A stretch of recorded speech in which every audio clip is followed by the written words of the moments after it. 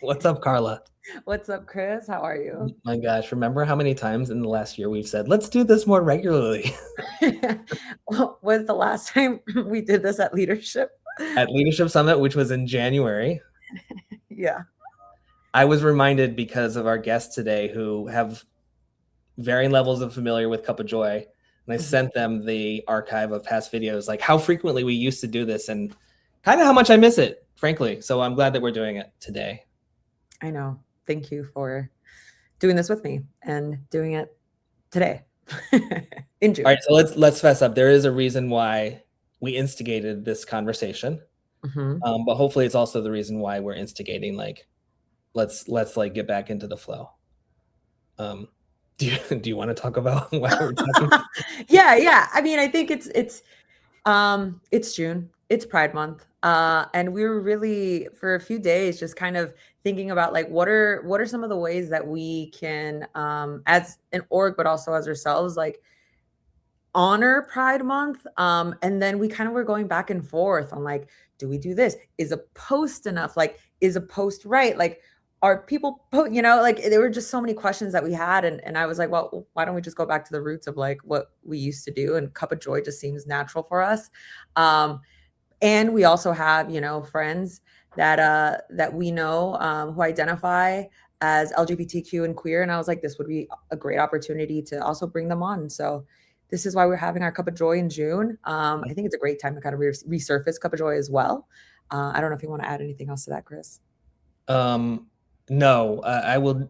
No, I will not add. But like, I think in the flow of conversation, like, certainly there will be things to add. Um, Yes. let's invite our guests in, and as a preface, say that um, one of the things that I value about Cup of Joy is there were times where we were like, hey, let's reach out to this person who doesn't know us, but this is our venue for like getting to know them. I'm very pleased today that we do know our guests today, in part because we've been inspired by them, but also because they're alums and friends of Leadership Journeys. So without further ado, I'm going to start by introducing Dr. Erin Whalen. Erin, correct me, but I looked at your signature in your email today. You are the Assistant Superintendent of Student Services at Da Vinci Schools and the co-founder of Da Vinci Rise. Did I get that That's right? correct. All right. Yeah. And of course, that's your title, but there's so much more behind who you are than that. And also, Dr. Nancy Gutierrez, friend of BPL, as is Hola. Erin, but also president and CEO of the Leadership Academy. Here in New York, are you feeling a certain way about any sporting events this week? I'm on the bandwagon if that's what you're asking. But I am a Warriors fan. I'm a Bay Area fan through and through, but it has been amazing to be here in community. I've gotten permission from our boss, Carlos Moreno, that all are welcome to the bandwagon this week. So I'm also riding it. So, yeah. So, Carla, do you want to jump in and get us started? Yeah. Okay. Cool. So just in thinking of some of the questions that we could have gone in any direction, right? But as we think about Pride Month, I think the first question is like, what does Pride mean to you personally?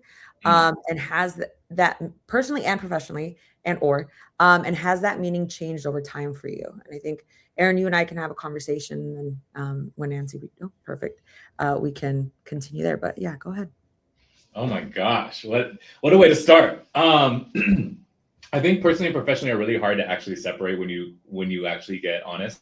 And for me, I think the more that I have learned who I am, the more that Pride as a month, but as like a ideology, feels more like home.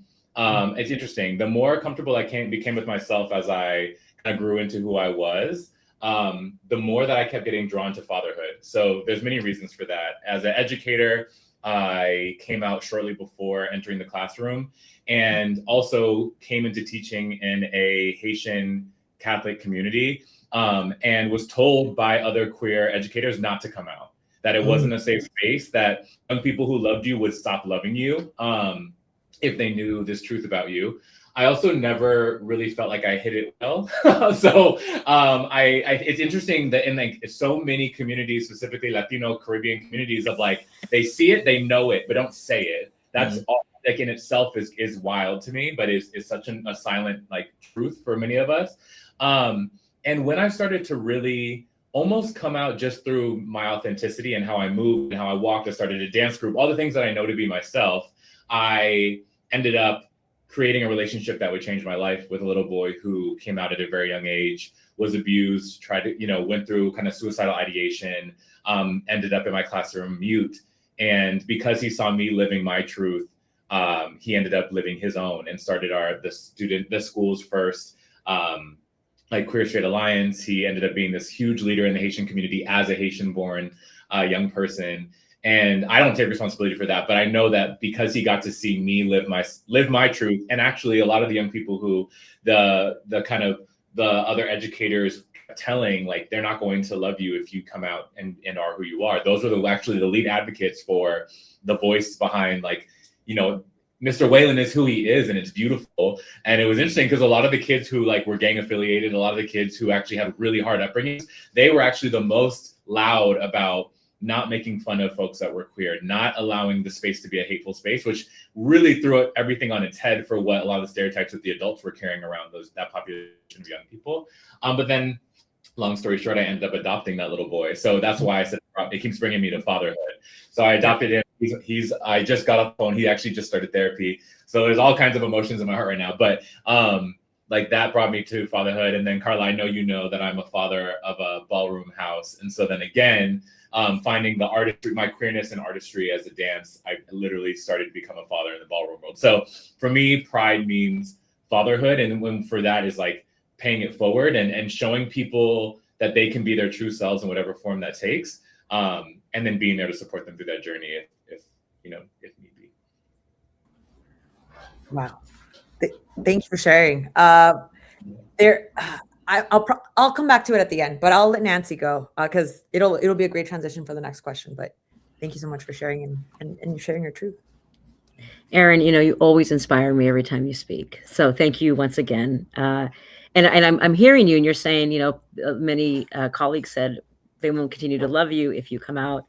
I think I was one of the colleagues who was like, come out, we got you. But I won't come out. Wow. You feel me? So that was, and I think, and I don't even knew that I don't think I knew that I could come out.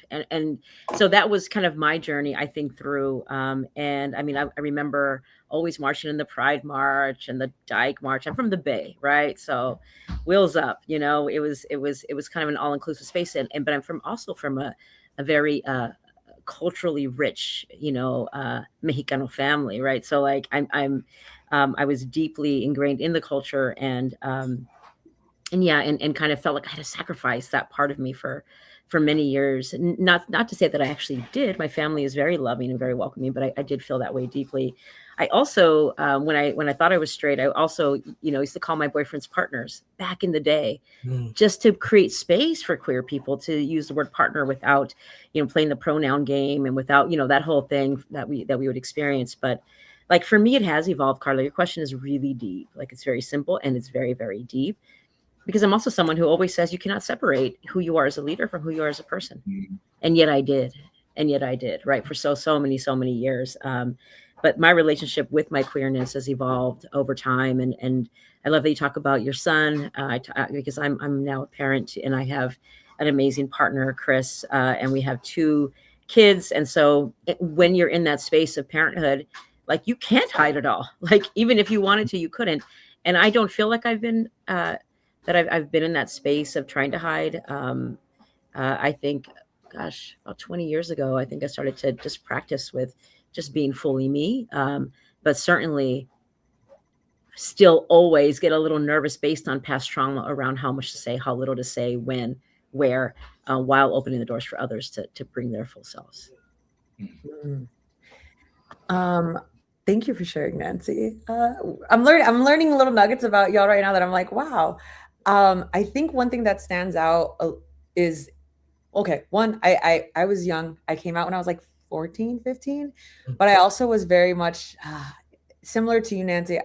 I'm Mexican. But I kind of was almost like, I don't care. Like, I don't care what you have to say. I'm gonna be who I am. Wait, who? And but what I think is an interesting maybe question or point is that like there is always a coming out, I think, like in work, right? The people that you meet, like sometimes, you know, if we're talking about partners or back home who you have at home, it's always like, is this the right time? Do I say I have a wife? And at this point, it's just like I'll slip out the wife word and then just look for a reaction and then move along. But it's always this dance, this almost like a little invisible dance that you're like, is this a safe enough space? But there's always, and for some, it's, you know, they don't always have to come out, but yeah, there's always that conscious decision of like, do we do it? Will it change relationships for almost anything, not just professionally, but personally as well? In thinking about that though, right? These relationships that can be changed and or strengthened. Are there ways that being queer has shaped how you experience either relationships, community, or belonging? And I feel like y'all have touched on that a little bit, but if you want to elaborate a little bit more. Yeah, I mean, I think everyone on the call, you know, which is probably why you get drawn to education, like has some kind of affinity for people and kind of like the observance and participation in human collectives. For me, I was a like anthropology major, and the question I've been thinking about nonstop for the last few years is, what does it mean to be in community with people who have largely had to live a part of their life in not full truth? And I think it's interesting because a lot of, and I found in my communities, there's a lot of folks who have developed tendencies of like habitually lying because they've literally grown up in a space where they have so starkly had to differentiate their truth from what they express. And that's not always a normal thing. I think we normalize it, but it actually, the brain develops differently when you have to like always second guess. Like that micro moment you just narrated, Carla, is like not normal for everyone. Right? To be like, can I even say the pronoun of my partner, of my wife, of my husband? Like that is a thing that we have to do that a lot of folks don't have to do, which trains our brain to think other things are normal too. Like, oh, let me just tell half of that story, or let me not mention that one thing that happened. And I've been really like interested in what does that do for us and how do we heal forward from that and almost denormalize the like that tendency. And I just, it's been something I've been so interested in thinking about. Is what are those things that bring us together? I think a lot of pride is always about the beautiful things that bring us together. I think in the end of the day, when there's a stage of folks that represent pride, I've been on many, I'm like, we actually have such different, unique experiences because of intersectionalities like Latinidad, or intersectionalities like who actually shows different gender expressions and who actually affirms it. I know for me in ballroom, like I walk Pretty Boy, which is all about like, how are you a pretty version of a masculine man, which is like very celebrated in many cultures. Whereas I have like deep friends and family who walk like trans categories, and that's completely different lived experience and is affirmed or denied in so many different ways and how they dress in different spaces. So I think it's just interesting to think about those communities as what's the common trauma and like the ways that we normalize some of that trauma, and then what are the beautiful common experiences that we have that have elevated us and made us a broader voice in a room or can bring different perspectives. Those are some of the things that you may think about. You know, for me, it makes, I remember as a college student, I'm at UC Santa Cruz, where it's, you know, like you're assumed queer until you tell them otherwise kind of thing. And, you know, and still, you know, I was still walking that tightrope, but I used to think that queerness was like reserved for white people, and feminism was reserved for white people, similar to yoga or golf or whatever, right? Like that wasn't like a privilege that I could even explore or access. So that's something that's interesting to me. In my family, my tia, who used to throw all the family parties, my tia Arlene, her best friend was named Adaku. And Adaku brought Darlene to every party. There were two Black women. And it wasn't until I started like, you know, they were always the tias who came. And I was like, you know, there was a certain point where you start to figure out they're not just the best friends. You know, they're a couple, they're an amazing, a beautiful couple, part of our family. And we've kind of embraced them in our family. I think they were, I tell this to Adaku every chance I get to see her. I just say, you open that door for me. I don't, you know, you probably don't ever know. And that brings him back, Erin, to your saying, when people see me and I open doors for others, whether I know or not, that's important to me too, right? That I'm making sure that I am living my truth so I can be an example to anyone who wants to live their own truth as well. And again, I would say it's been a struggle for me over time. And Adaku providing that path. I will never forget it. And I appreciate her so much for creating that space to connect being queer to being a woman of color to being within a culturally rich, family and a place that might be a little messy at first, but over time they will embrace and love you. Mm. There's this, when I think about like almost this question, intersectionality and like the multiple identities that we carry. I didn't, the first time I really felt it conflict almost with each other was when I was my freshman year in college, and I kind of had to decide like what sorority I was going to rush. And it was like, do I join Las Trenzudas, which is a Latina org, or do I join Gamma Rho Lambda, which is a queer sorority? And I was like, why can't it be both? And why do I have to choose one or the other? And sometimes, I mean, I feel like I always ask myself, but these are like some of the little aspects of like my identity that I'm like, I wear this a little bit more visibly, but not this. And do I look queer enough? And anyway, I don't know if this is one of the questions that we can prep for, but like, as we think about our identities that are so complex, are there parts of your, I actually don't know what the question is, but do you relate? Is there something about like, sometimes our visible identities kind of take center, if that makes sense, or a little bit more visible than others. And I guess it's also similar to like, how do you ever feel the urge to be like, but I am also queer, or I'm also this? I think I'll put it that way, or hide, Yeah, I was having that in this conversation right now, because you both mentioned being a Latino or Mexican American. So am I, but it's less visible, right? So it's like, I was like, is it useful, this conversation? What does that affinity mean in this space right now? Like, what does me saying it mean or not mean in this conversation? Or does it like allow other like Afro Latinos to have a voice and be able to say like, I also am on this call and I look like this and I'm also Mexican, right? So I literally was having that exact conversation in my head as you guys were talking, because there's not, like you said, not all identity forms are visible to everybody in every context and based on their own history and background. But I think it's so important, especially when it comes to queerness, right? Like when it's not always visible in the end of the day, it isn't, but some people think it is. And so, what that looks like and how you come out in spaces is so important to how others feel they can or can't do the same. And sometimes I feel like almost for me, because I think people generally identify me as like on the more masculine side of the spectrum, though I would probably think otherwise. Sometimes I feel like for me to come out is actually more important, so that it's like, no, like you can assume that somebody is queer because of their gender performance and then make your own value proposition for that. But then like also like I'm also here with them, like I'm alongside them. And so I think sometimes there's some power and privilege in either doing it or not, but it is very challenging to know all the time. Yeah, I mean, the intersectionality can work in so many different ways. And like, I think that is one thing I used to hide a little bit, because you can put some of those intersections, on first base, right? And as your primary identity, and you can add kind of layer on some of the other pieces, but really focus there. So I love being a queer Chicana. I think I had to realize at a certain point that I didn't really have queer friends. And part of that, I think, was because I'm primarily in communities of color, both growing up and currently, within my workspaces. And so, and because it has been taboo for so long and so deeply entrenched as something that, something that people avoid within those spaces or avoid talking about or that create discomfort. I think I went along with it. And at the same time, now that I am a mom and have a partner with 2 kids, and like we're always kind of in your face. Like if you're close to us, very clearly who we are, who our family represents, like how we show up. But I think intersectionality can also work the opposite way.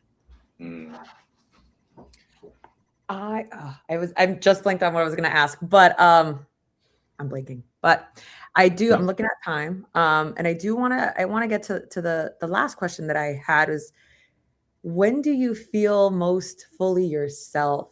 As someone that carries multiple identities, but more specifically as a queer person of color, however you want to identify. Mm. You know, weirdly enough, even though it's been a journey for me, I do feel most myself with my family. We were just who are all straight, you know, we were just in, I'm one of six. We were just in Cali for my niece's graduation in LA this past weekend, and I brought my whole family. You know, I brought Chris, I brought little Kaisito, little Ani, and it's just, I feel so included. I feel so part of it. Although I have 14 nieces and nephews. They're all there. They're playing with our kids. I'm Thea Cheche. She's Thea Chris. It's just no one is saying anything. Everyone is just loving every minute we get together. The young woman, my niece, who we celebrated, her name is Ava. And I remember 10 years ago, speaking of different generations, I think that has come up kind of in this conversation, Carla, where you're like, I was like, yeah, like that's who I am. Like, you know, the marches we used to do, like, I'm queer, you know, get used to it, that kind of thing. I'm here, I'm queer. She was 9 or 10. She was in New York City, and we were walking to get some cookies or something, like something fun like that. And we're walking down the street. I live in the West Village. And she's like, Thea, I do want to talk to you about something. And I'm like, yeah, what's up, babe? And she's like, I want you to know that I really love Chris for you. And I'm like, say more, you know? She's a baby, you know? And she was like, well, you have a lot of energy. She's very calm. It's just like a good balance. And I just think, like, I just see you really happy, really centered. And I just want to tell you, and you know, again, she's a baby. She's telling me this, and I'm blown away. Like, wow, babe. I was like, thank you, babe. That means a lot to me. She's like, yeah, she's kind of funny too. So I like that. And I think she fits right in with our family. But to see someone so young have no issue with it at all whatsoever, and me with my own internalized depression, my internalized homophobia, and having this conversation with a whole new generation of boldness and of inclusivity, it was beautiful for me. So to go to see her graduate this weekend, and to have my family there, and for that not to even be an ounce of any, like, it's just beauty all around with family time. I feel most of myself with them, and we're a fam, and I love it. And thank you for asking the question, because I'm able to see the journey and the difference, and not just take advantage of that beautiful opportunity. Wow, that's so beautiful. I think that there's so much liberation in everything you just said of what I think so many folks have been fighting for, hoping for, working for, to feel that. So in efforts of not repeating what you just said, I think that is the epitome, like when our family, when our ancestors, when the people around us can affirm and love us, in addition to, not in spite of. I really hate when people say, like, in spite of the fact that you're queer. No, it's like, that's a big part. Like, that's a part of the, you should love that part. Not in spite of. It's not like an apology. That is like the goal. I think what I would add to that, spaces that I have found in this part of my like life and career that I feel most myself is really where I can intentionally combine queerness with power and access.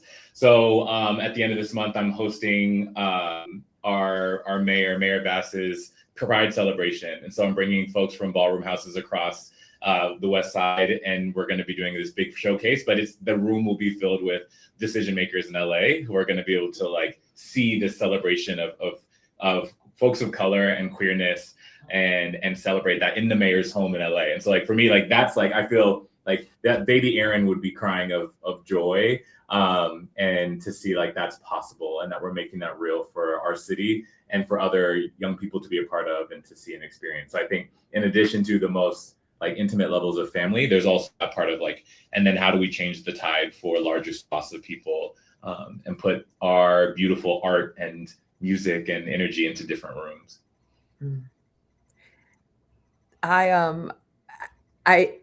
Yes. One, I was like, can I invite myself? No, I'm just kidding. Absolutely. I want to go to Whalen. I haven't been to Whalen in a bit. To answer this question, I think one place is like in my home, because no shade, in my house, I really decentered men and the patriarchy. I have both of my dogs, they're girl dogs. Obviously, I'm married to my wife, and everything is like, how do I be as sapphic and like as queer as possible here? That's the safest, and that's the fully queerest I feel. But then when I think about like queerness and just like, when have I felt the most joy?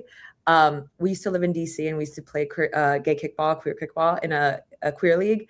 Being out at brunch, mostly male friends, but like brunch being like 12 hours, that was just to me, that's just the epitome of joy and just like being around just so much queerness. I love queer cities. And that's what Lisa and I keep talking about. We're in Delaware right now, not so queer, but just the need to find more community, and that's what I'm actively seeking physically here in Delaware. And that might be really tough, but it's super important to seek it and to be in community and in space. Those were all the questions that I had. I don't know, Chris, if you had any questions as you're listening, and before we close out. Well, it's interesting because like as you all were talking, like I would have questions and then you all would answer them just like in your next part of your discussion. So it's kind of beautiful. I had a lot of questions of like how are you mentoring like the next generation? And Carla, in some ways, like you sort of stepped into that and what it means when queerness is part of your identity, but not the only part of your identity. So in some ways, Erin, I wanted to ask you a question. Like another piece of your identity that we've come to know is your leadership. So Carlin mentioned culture a little bit. So I'm curious as a leader in your school system and in your organization, like when you have new staff, like in what ways do you lead so that they can take pride in their own identity, whether it's queerness or not? How are you modeling pride? Yeah, I feel like the overarching kind of ideology behind that is really like illuminating blind spots and normalizing in every room and every space and every decision-making table, like who's not here and why are they not here? Other question. And then what do we do about it? And actually walking folks through, because what I've noticed is as we walk through that process with every conversation, every meeting we have, folks start to illuminate parts of themselves that may not be present may not be visibly noticeable at the table, or places that they would want other people to affirm or folks to step in. And so I feel like that's the heart of the way that I found like the essence of pride to be visible in my day-to-day is always thinking about that. And then I think the more loud and proud you can be as a human being and who you are and not shying away. Like here, I'll show you guys my office. Like that poster, it says queer existence is resistance. And it's like, I want to make sure that every time someone walks into my office, they are very aware of their safety here and like what that means for them. And I think the higher I've moved in education, the more I realize that's so important.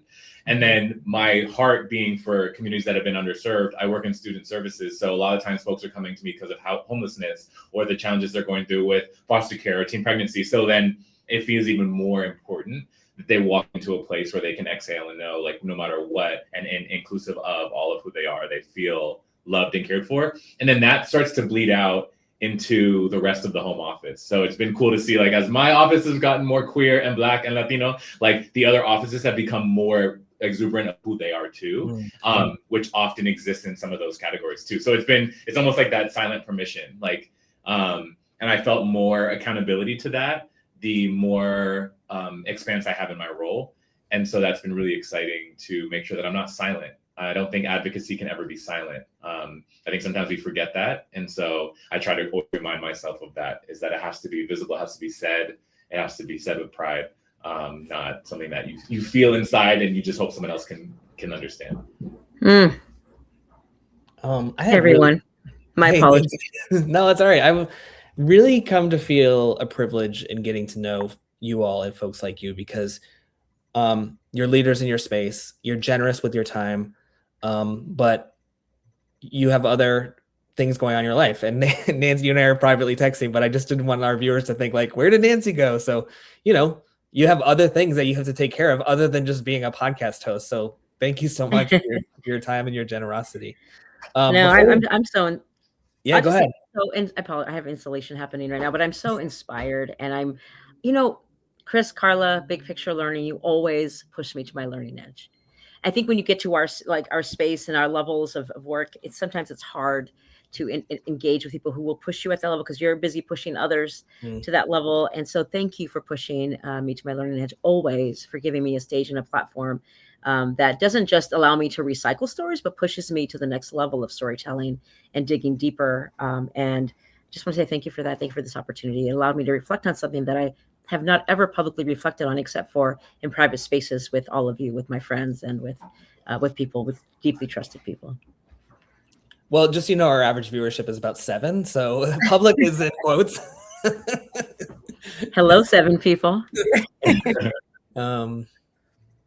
I wanted to before we go, just give you a quick chance to like shout out your work. So Nancy, do you want to tell us a little bit about the Leadership Academy? Yeah, Leadership Academy, born in New York City over 20 years ago. We develop leaders from teacher leader all the way to the superintendent, multiple levels of the system.